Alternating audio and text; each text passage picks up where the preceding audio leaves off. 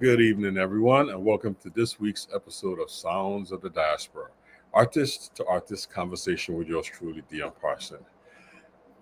I want you to join me in welcoming our guest tonight, someone that I've known for many, many years, amazing pianist, composer, arranger, educator, Guggenheim Fellow, and Steinway artist. Please join me in welcoming HELEN Sung to the show.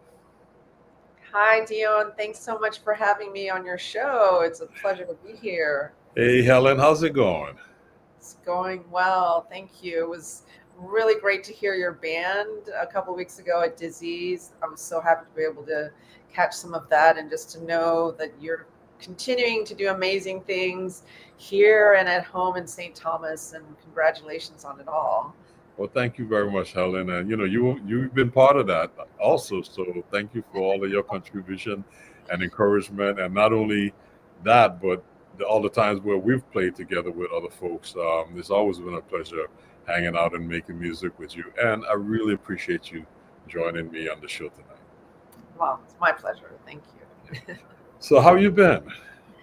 Well, I've been busy. This year has really been incredibly hectic. I'm really thankful. The past couple of weeks I've had a bit of a break, and this is like my last week of freedom. But yeah, just I've been writing a lot of music. I guess it kind of started during the pandemic, when we were all sitting at home. I just started applying for grants, and to my surprise got some, and then I was like, I gotta write all this music that I'm submitted these proposals and stuff, and one of them was for the Guggenheim Fellowship, and then another one is Chamber Music American New Jazz Works, right. And another thing that I have been working on is this project I've been wanting to release, hopefully after my current thing that is still being mixed. In 2019, I was lucky enough to be the jazz artist in residence at Columbia University Zuckerman Institute, which is their flagship neuroscience research department. So they also have, each year they have a writer in residence, visual artist in residence. So they want artists to just talk and meet with their neuroscientists to talk about interactions between the arts and how it all works up in the brain. And so I'm writing music, finishing music, inspired by that experience. So it's been a lot of writing, a lot of playing. I'm so grateful that traveling and in-person stuff, I just this feels like I thought this was going to be our life. Right. 20. So this is really kind of like a throwback experience for me, but it's great to be with you. And thanks for letting me share a bit about my current events, so to speak. Of course. I mean, I'm really excited, man. I've been a fan for many years. So I would love for our audience to experience what I've experienced with just getting to know you and your music as well. So let's go back to, HELEN Sung, about your education path, because I know you originally were a classical pianist and then you fell in love with jazz, and so can you share that path, that story of that path with our audience? Yeah, sure. My parents are immigrants. They met and grew up in Taiwan. They were both born in China. My dad came here for graduate schooling, and so I was born in Houston, Texas, and started classical piano and violin lessons at the age 5. My parents, they didn't really have any ambitions for me to become a musician. They just noticed I had an interest. I remember when I was 2 or 3, this little plastic piano with about 13 keys of different colors showed up. And I remember, I don't know if it was just me and the second child. I'm oldest of 4 siblings, me and my sister at that time. But I think I just commandeered it and walked around everywhere with the keyboard under my arm. So when my parents, they had some friends who were moving back to Taiwan, they needed to get rid of their piano. They said, well, we'll take your piano. So I don't know that I said this out loud to myself, but I felt like in middle school, I felt like, wow, music is something that I would never get to the bottom of. So I wanted to see if I can do this, pursue it. I didn't really know what that meant because we didn't know any musicians. We didn't know any artists. My dad is a retired civil engineer. My mom is a retired registered nurse. So they were not thrilled that I expressed a desire to be a musician. But, for classical piano, they said, well, we have some frame of reference for it. And we know that you can definitely teach piano to make a living. And I remember I was I was afraid to admit it to anyone, but I just remember thinking, I want to play, I'm practicing so much. I want to play, especially at UT Austin, although everybody told me the chances of you becoming a performing artist is like next to nothing. So just be prepared that majority of your life will probably be teaching. And I always am a little hesitant to say that because I feel like great teachers are great artists too, just in that form. Like, I feel like I'm a competent teacher. I'm getting better at it all the time. But, performing is what really makes me come alive. And so I went to this performing arts high school in Houston, and it's ironic because it's where I feel like so many of the leading jazz voices today. I was classical at that time, so I had nothing to do with the jazz department, unfortunately, But, Chris Dave is from there, Jason Moran, Eric Harlan, Kendrick Scott, Robert Glasper, Walter Smith III, Mike Moran. I mean, the list just goes on and on. It's a lot of accomplished musicians, our generation, that you just named from there. And there's a lot of older ones too, so yeah. You guys, Houston has produced, a number of amazing artists. So you're studying classical at this time. When did the jazz bug hit you? Well, that was kind of by accident because, I had dreams like all my fellow students of going to these very high-powered conservatories. And although I was accepted into them, I didn't get like full scholarships. And my parents, they said, we're not going to pay this much money for just our first kid to go to music school. So I ended up having to go to my backup school, which I was kind of devastated about at that time. It was just, I felt embarrassed and ashamed, it's too bad. I wish I could just go back to myself at that age and say, you're fine, Helen. Although I probably wouldn't have believed me anyway. I ended up going to the University of Texas at Austin.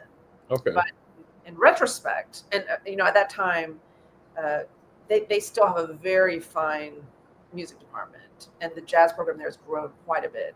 But back then, it was really all about the classical piano department. They had like 9 faculty members, I think, or something crazy like that, and they still have it, like 2 floors of practice rooms filled with Steinways.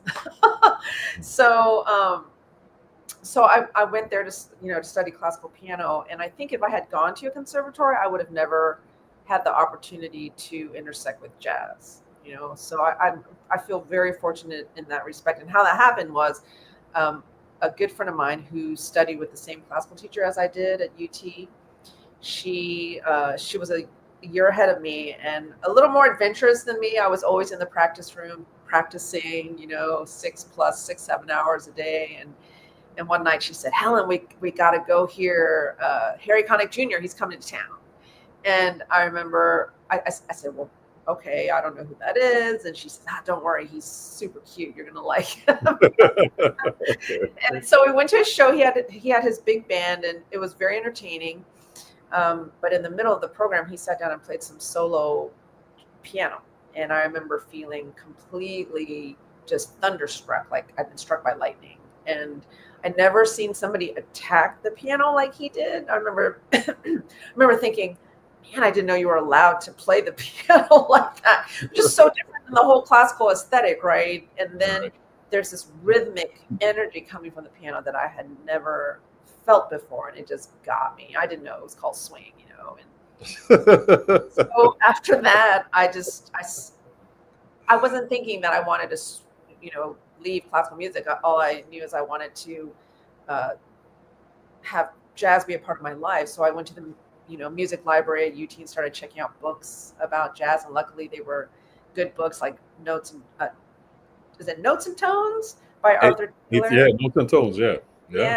Meet Me at Jim and Andy's by Gene Lees, Conversations with the Great Pianist, Lyne. So whatever, the names out of those books, I'd just be listening.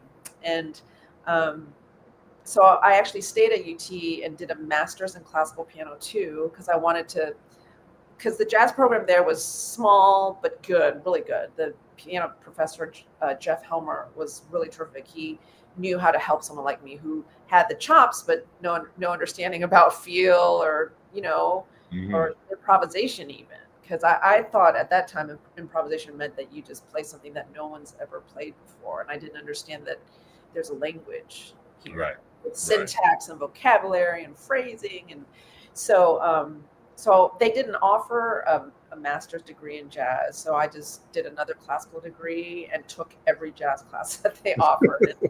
And then the experience that really, I feel like, put me on the path that I'm on today. I feel so lucky, because at this point my parents were besides themselves. Like, okay, we were tolerant of the classical, but what is this about jazz? Because at this point I was like, oh, I don't know. I really, jazz, the more I got into it, I realized it's just as profound. It demands just as much dedication as classical. And I didn't want to just be someone who can play the notes kind of right. I really wanted to swing, as hard as I could. So my dad was like, you're going to get a DMA. And I'm like, no. So to appease him, I sent away for some brochures from different schools, and one of them was the new England Conservatory. And I was amazed to see that, I opened the thing, and it said, announcing the brand new Thelonious Monk Institute of Jazz Performance, full scholarship, 2 years. And we're going to teach jazz the way it was taught, but in a school setting, which is contact master to apprentice. Right. Well, I'm so grateful. I thank God that my path took me this way. It wasn't anything that I would have planned for myself, but it's always looking back. It's just amazing how I feel like we are guided by goodness and love, to help us along to the path that really is the best for us. And so I applied, never thinking I'd get in, because it was just 7 students, 1 on each instrument, and I got the piano chair, and that's how I ended up on the East Coast in Boston, and met all the jazz masters, that very special. I feel like I got the tail end of that generation of artists who had helped create jazz in real time.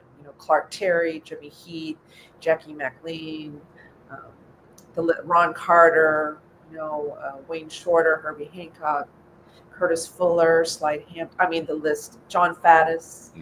I mean, just I feel it changed my life. Not only as a musician but as a person too, because I think teaching jazz is not just about transmitting technical information. It's someone sharing their life and experience with someone else too, and that's all part of this amazing art form.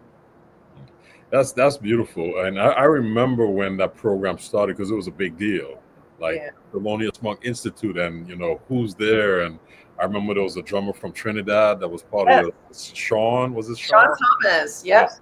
Yeah, and we stayed in touch for a while, but he immediately went back to Trinidad, like right after that. And that was a big thing, because we all were talking about this, all the folks at the Thelonious Monk Institute. I knew of you from being in that school before we even met. Oh wow! Yeah, I went through the Rutgers, school process. Going to school down there, undergraduate and grad school, and there was a number of schools popping up. Like the new school had just gotten started, and folks was the a lot of the institutions was creating jazz programs. So that was the big thing at the time. A lot of the masters were teaching at schools, and folks was following them at different schools, and then it became a thing. So that school gained notoriety because of its uniqueness of just having like 7 students. So your name was already out there. So Well, God, I felt it was a tough 2 years because I had so much catching up to do. I feel like I'll always be catching up in some respects, but just, I feel so lucky to have spent that much time with them, because we only had one academic class. The rest was just time. We spent weeks at a time with, Barry Harris, that's somebody else. I'm sorry, I forgot to name. Sir Roland Hanna. I mean, it's like learning from the source. Mm-hmm. That's great.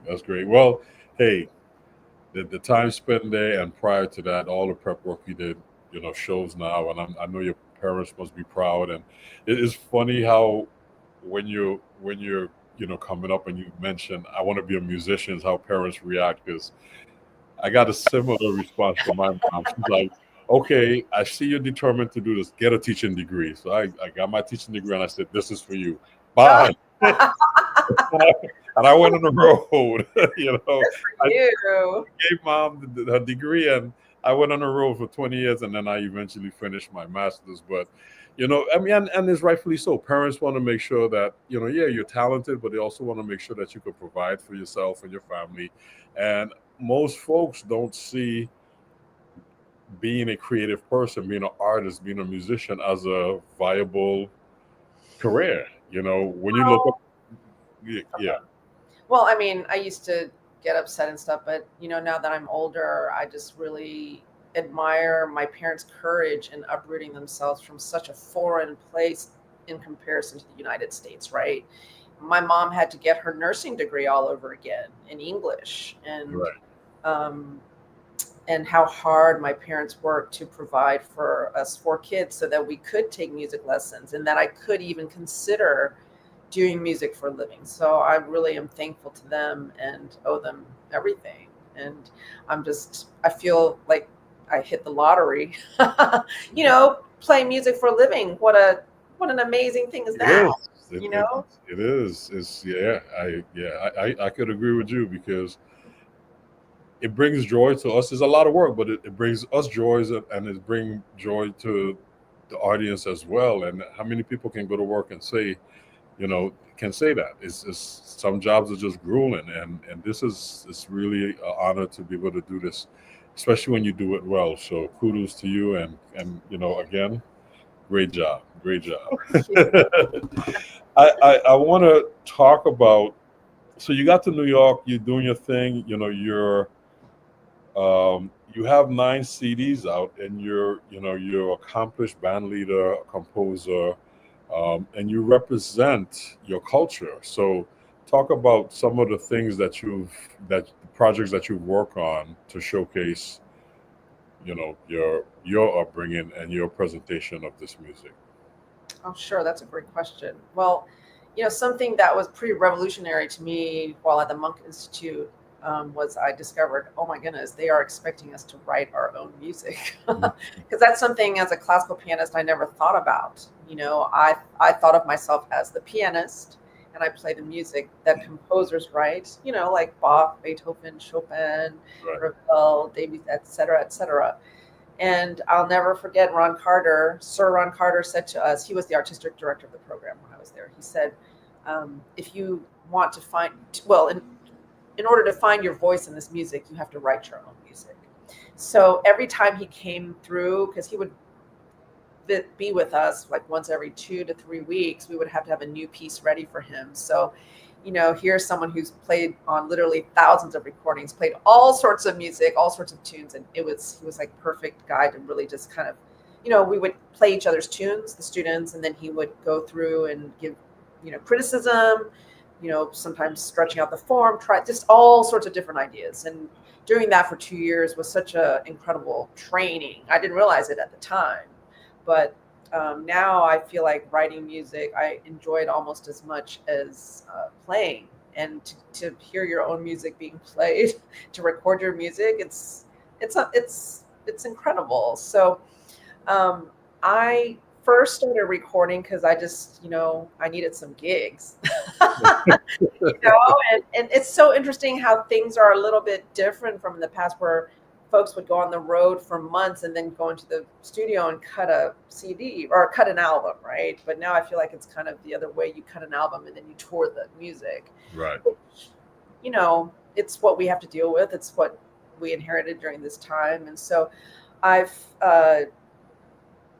really, I put out my first album, which was basically just a collection of songs I'd written since I moved to New York. It's called Push. I just felt like it's talking about just trying to make it in this crazy city. You got to keep pushing. And then I did, second album was HELEN which is mostly arrangements of standards, because it's a trio album. I wanted to really see if I could present standards in a very personal way.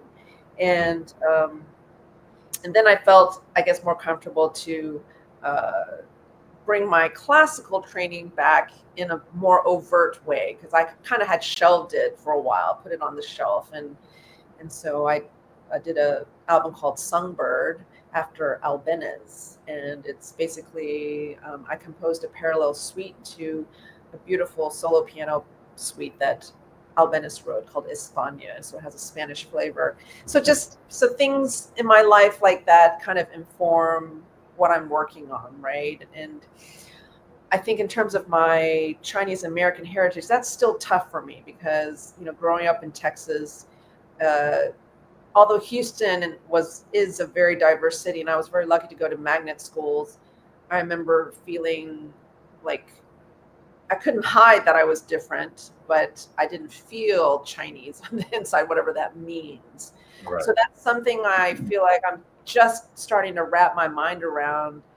I've gotten to perform more in China and Taiwan, and I definitely want to get back there soon. And I never forgot when I played in China, and for some reason they had put in the program that I was Korean American. And when I said, actually, I'm Chinese American, and they were like, you are? You're one of us. I mean, it was amazing. I never had experienced that before, and that was so moving. And so that's something I'm still, just kind of wrestling with, because I think when your parents are immigrants, they do leave a lot behind, and there's kind of a mystery to the past, not such a direct knowledge of, Right. Especially with the situation that happened in China. So, So anyway, most currently I am in the middle of finishing up I call it my first and last big band album. And that's the project. I applied for Guggenheim during the pandemic, and I was, sitting alone all day. I said, what can I do that involves a lot of people? And I said, what about a big band? Not realizing what I was getting myself in. But I'm really proud of this project. I've written a group of pieces of musical portraits of these masters that I studied with at the Monk Institute. And some of them I actually got to work with and perform and tour with. So I wrote a piece for Clark Terry that I called Positively CT, Jimmy Heath, A Little Bird Watching, Wayne's World for who, and Tall Tales, Ron Carter. And then I wrote a piano concerto that I'm calling Pianism, because each movement, and then it's about the pianist that I met. So I can't wait to share that with the world. I've gotten the chance to already workshop it and perform it with different schools and their student big bands. I did something at the Guildhall School in London earlier this year. I've done it at the University of Vermont, California State University, Northridge, University of Wisconsin-Madison.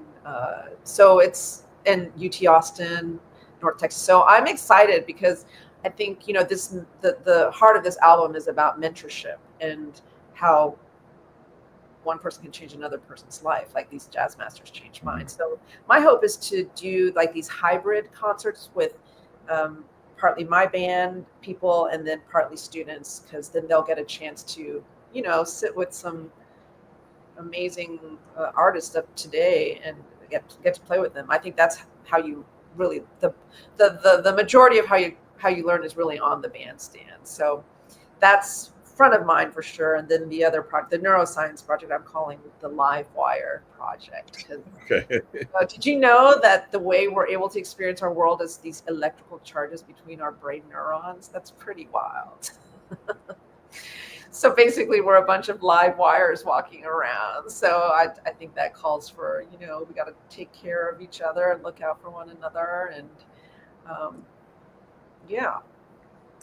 That's great. You've been, like you said at the beginning, you've been very busy. Yes. But what I really enjoyed hearing is about how you put the big band project together and kind of been, working it out at different institutions and taking the different songs there and the whole mentorship process. So you are an educator. See? Yes. See? I guess we can't escape it. You can't escape it. You can't escape it.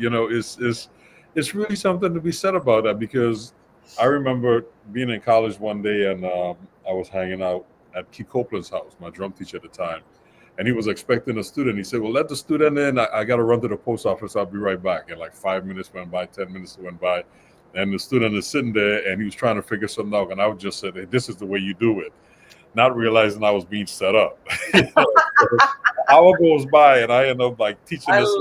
And when the student leaves, he comes, he says, "Oh man, thank you for taking care of the student for me. See, I knew you could do it." And it's like, so the way to find out what you really know is to be able to share it with someone.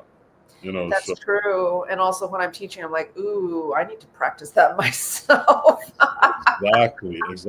Because when you're in a bandstand, a lot of times you play stuff that you're comfortable with, and when you have to teach something and you're teaching someone to be a well-rounded musician, certain things you may not be that well comfortable with, but you still have to know how to explain it. And again, being at the Monk Institute, working with all of those great masters, they had their own unique way of teaching.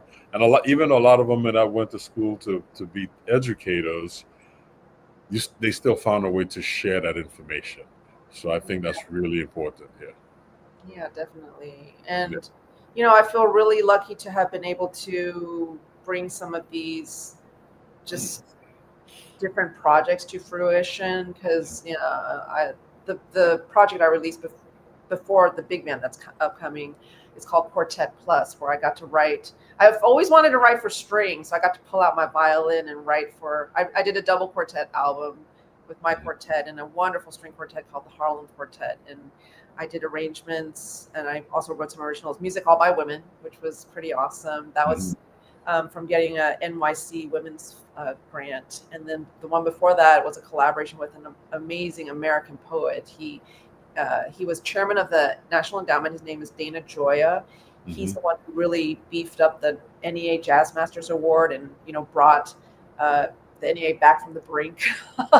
And he started amazing initiatives that are still in play today, called the Big Read, encouraging people to read poetry out loud. I mean, it's amazing to see urban kids participating in poetry slams. It's just so incredible. And so I actually met him at the White House when I was performing for one of the In Performance at the White House shows on PBS, and we were seated next to each other for dinner. And I remember saying, "Oh my God, you're the first live poet I've ever met."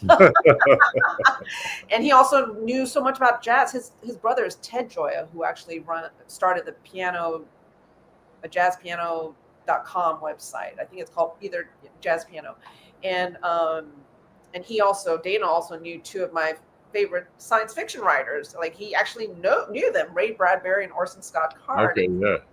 So we became friends. He would send me books of his poetry. I would send him my recordings, and then he was like, "You know what, Ellen, we should write some songs together." And so we did, and it's called, that album which is before Quartet Plus, is called Sung with Words, and that's one of the songs I shared with you, and those are his words. So beautiful.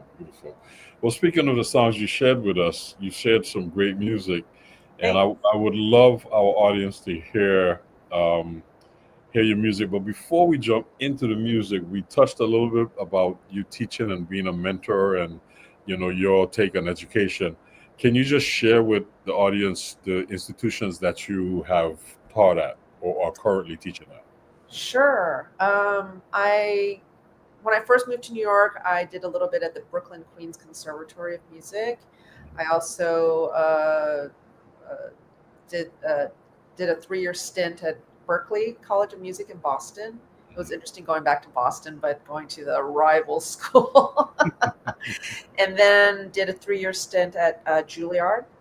And then currently I am teaching at Columbia University and also a visiting professor at the San Francisco Conservatory of Music, their Roots Jazz and American Music Department. Great, great. Thanks for sharing. So in case somebody say, I want to go study with Helen. No. Sure, bring it on. Hey, you never know. People follow you around and you know, they'll find you if they want to get that information. So you never know. Yes, thank you for letting me share. Great. So you shared 4 songs with us, and great music, man. And again, I've always enjoyed listening to you perform. And I think our audience will too as well, because you have a really good fusion of your classical upbringing and your jazz influence, and your compositions. They really tell a great sound story. So, thank you. So let's check out the first song. Let's listen to it, and then I'll let you talk about it, because I want our audience to really get a full taste of what it is you've been, you know, talking about all this time. So the first song is called Time Loops. Let's check it out. All right.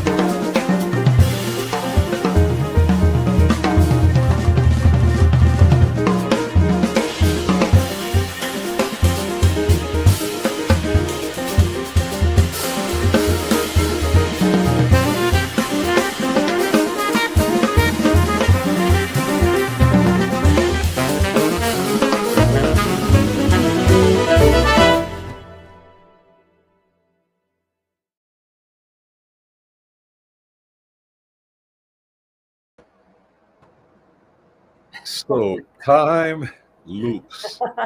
Thanks for playing that. Oh. Great composition, lovely. Well, it starts off in 7, and then it goes to 4 with a kind of Brazilian kind of ish vibe, and then it just goes after the bass solo. I was like, okay.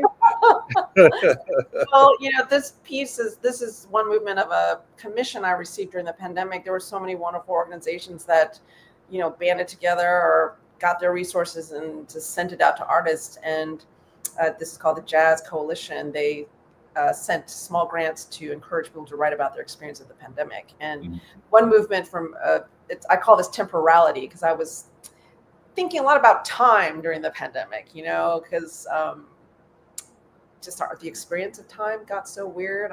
I feel like a lot of us, went through that. Like one day felt like interminably long. And then suddenly the month had passed, it was so bizarre. So time loops is speaking to that, where I feel like I'm experimenting with all the different ways, like you can divide up a quarter note and right. Beats, the times and stuff like that. And so thank you. I appreciate you playing it. And who's in the band?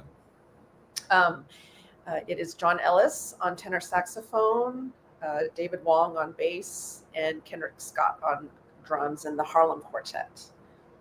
Right. And explain the Harlem Quartet. I know who they are, but oh yeah, they're wonderful. I met them when I got asked to play with Eddie Daniels and Ted Nash for a show that they were doing in the Appel Room at Jazz Lincoln Center, and the Harlem Quartet were part of the concert. And I'm, since I play violin, I'm really picky about how I want violins or strings to sound in a jazz setting. But when I heard them, I was like, oh my God, you guys sound amazing. Can we work together someday? And they're like, we'd love to. And, we would keep in touch. It took a few years, but finally it came together on this project. Yeah, I was really happy to hear the strings on there. I said, okay, this is nice. Thank you. Great composition, time loops. It definitely is a sound. That's my thing. It's a sound story. Somebody read a book and write this story. It's a sound story. Oh, thank you so much. I appreciate it. It's great. And so let's continue. We have another composition, and I enjoyed this one. This was really touching. This is a song entitled "Anthem for a New Day." Yeah, this was when I felt like I was starting to take more chances with my writing. I never wrote a song like this before. And also, I think this might have been the first time I was brave enough to record on roads. And I call this the equivalent of a jazz street fight. And it's kind of like my, uh, you know,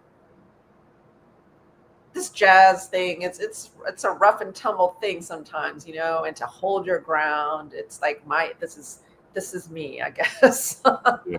My Okay. anthem. So yeah, I'm really proud of this song too. And I'll tell you, amazing band, Obed Calvert on drums, Ruben Rogers on bass, Ingrid Jensen on trumpet, and oh my god, I'm Seamus Blake. Oh, I was on tenor saxophone. Sorry, oh my god, had a moment there. I blame the heat. I blame the heat. Well, let's check it out. Okay, thanks. Anthem for a New Day.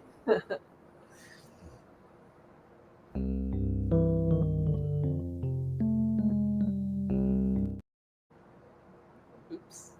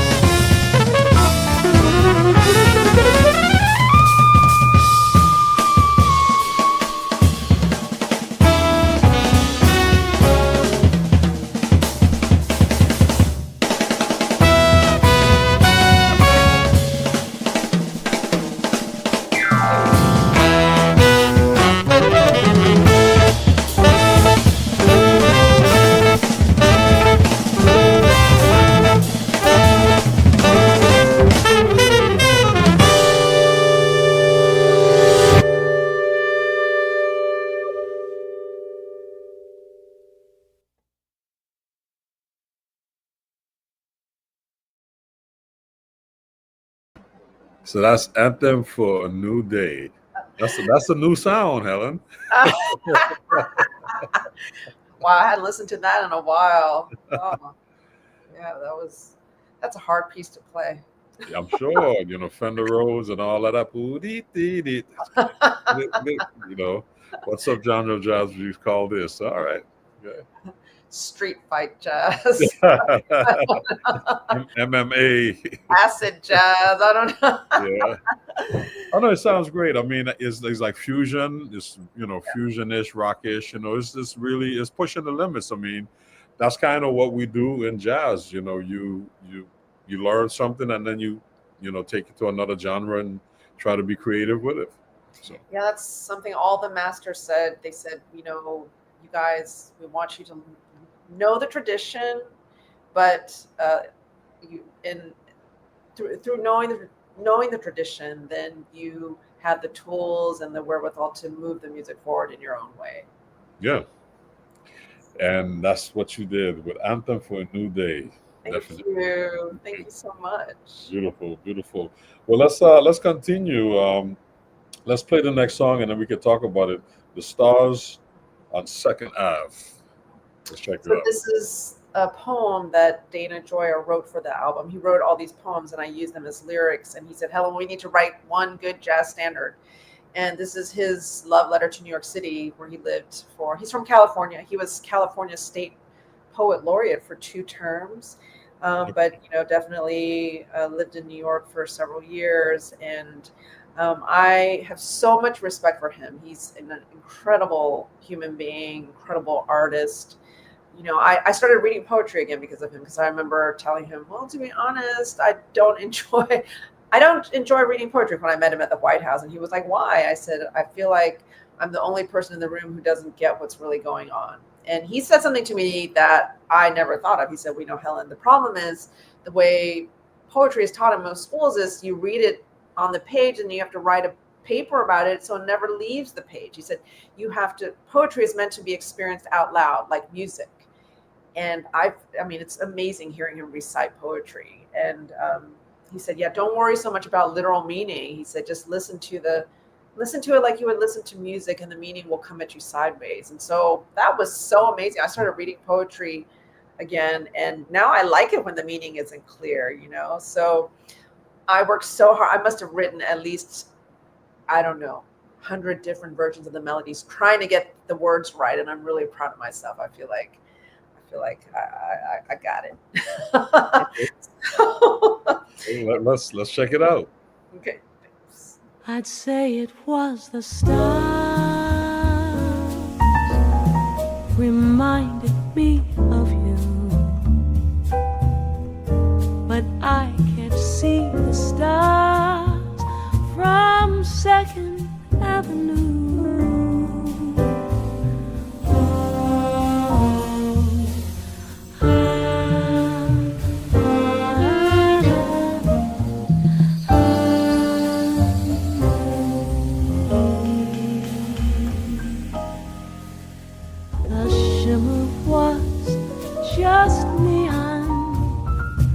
Reflected in the rain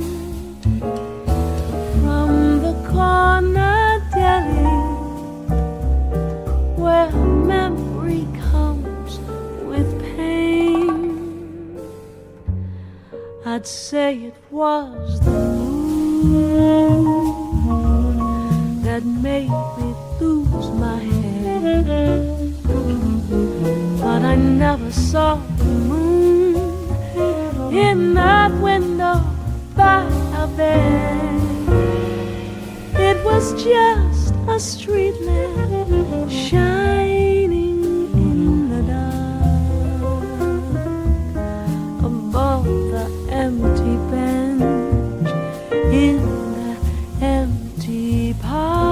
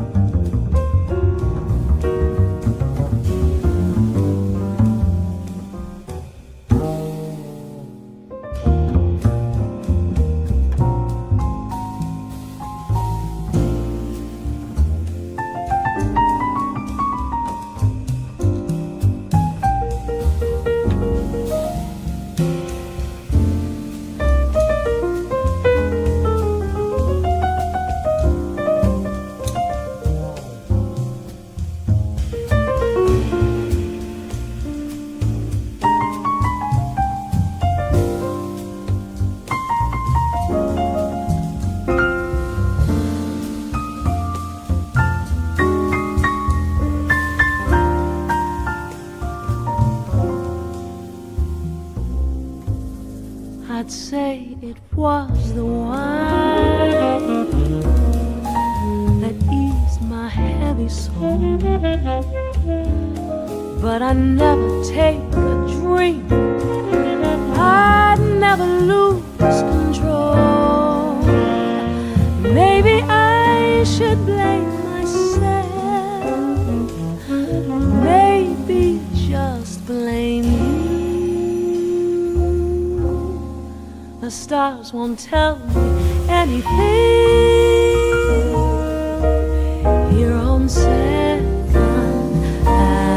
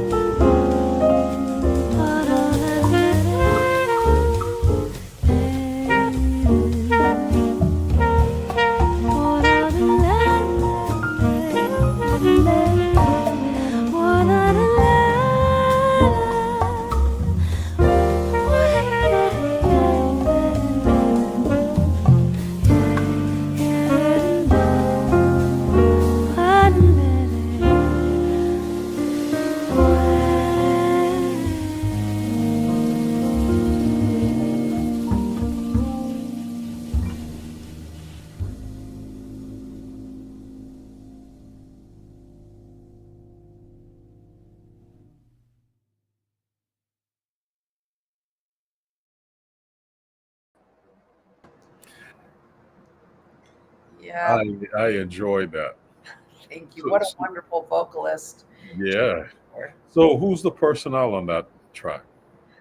Jean Baylor is an incredible vocalist. I played with Kevin Mahogany at the Iridium, and her husband Marcus Baylor was on drums. And she came and sat in on one of the last songs, and her voice, I said, I know that voice. I know that voice. And she was the singer on Kenny Garrett's Happy People. And I immediately said, oh, I have to, you have to please sing on my next project. And Reuben Rogers again on bass, Kendrick Scott on drums, and John Ellis on saxophone.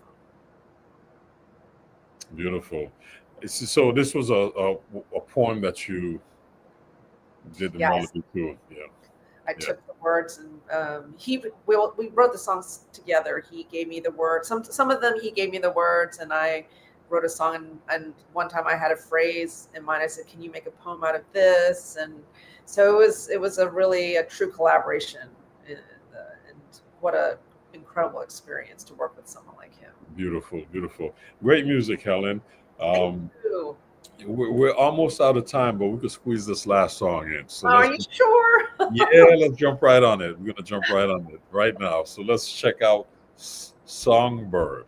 Okay, thank you. This is like a very overtly classical piece. I wrote this in the basement of the old Steinway World Headquarters on 6th Avenue at 57th Street at 6th Avenue, where the ghosts of Rachmaninoff and Horowitz and Rubinstein live. Let's check it out. Songbird. Thank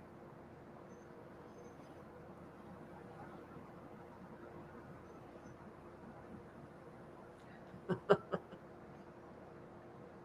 Songbird.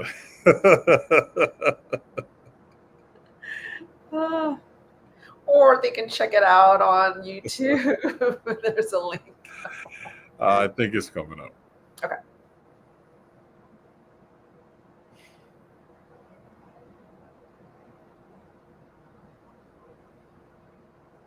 I hope it's coming up. Well, it probably won't be coming up. So, well, I feel like these songs give a really good cross section of, stuff that's in the air around my brain and ears and heart and soul. Well, it represents. It's great music. It's very intriguing music, and you've done a great job putting it together. and a great group of musicians. I know everyone personally, and you always had, the best musicians performing with you. So really, really appreciate that, that you share that with us. So I'm not sure if this song is gonna play, but we're almost out of time. Yeah. The audience can check out Songbird. We do apologize.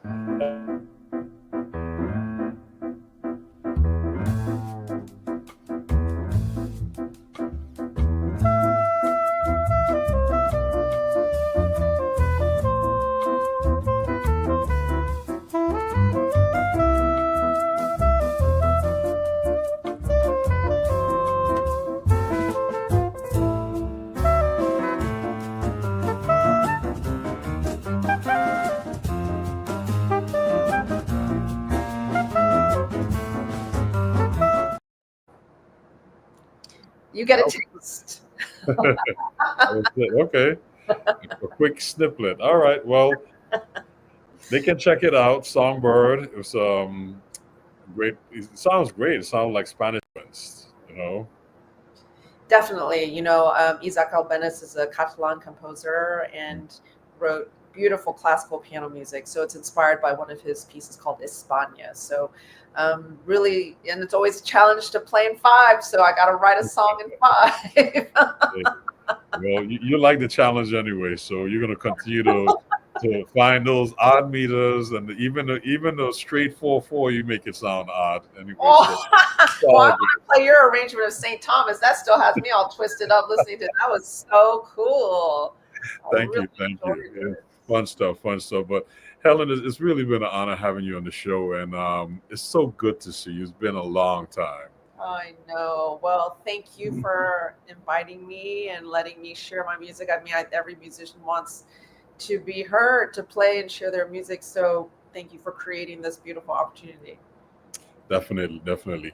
Before I let you go, let our audience know where and how they can follow you, moving forward. Sure. I have a Facebook artist page, Helen Sung Music. I'm also on Instagram, Sung_Helen, but I think you can find me pretty easily enough. For those of you in Atlantic City, I'm going to bring my big band there on September 4th. They have this wonderful jazz series on the Atlantic City Boardwalk. It's their 25th anniversary. So Thursday, September 4th, we'll be out there. In the city, I'll be playing at Birdland as part of a Wayne Shorter tribute birthday celebration, August 22 to 24th. Also doing some stuff with the Mingus Big Band, Mingus Dynasty around town. I have a website, so you can check it up. Check everything out there, helensung.com, and sign up for my newsletter too. Great. Thank you, Helen. Again, It's been a pleasure having you on the show, sharing your musical background and your personal upbringing musically. Great story, great history, and it's just been a joy catching up with you. So thank you. Likewise, and I hope we get to play again soon. Definitely. All the best. Take care. Bye, everybody. Take care. That's the great Helen Sung, ladies and gentlemen, as she shared her story with us here at Sounds of the Diaspora. Wonderful show, great music, great person. Check her out, follow her, and support her music. And I would like to invite you back next week to Sounds of the Diaspora as I bring another great artist, someone that I met in college back in the 80s. We've known each other for many, many years. His name is Tom Dempsey, a great guitarist, composer, arranger, educator. Come join us next week as we talk with Tom and check his stuff out. Okay? Look forward to seeing you all next week. All the best. Take care.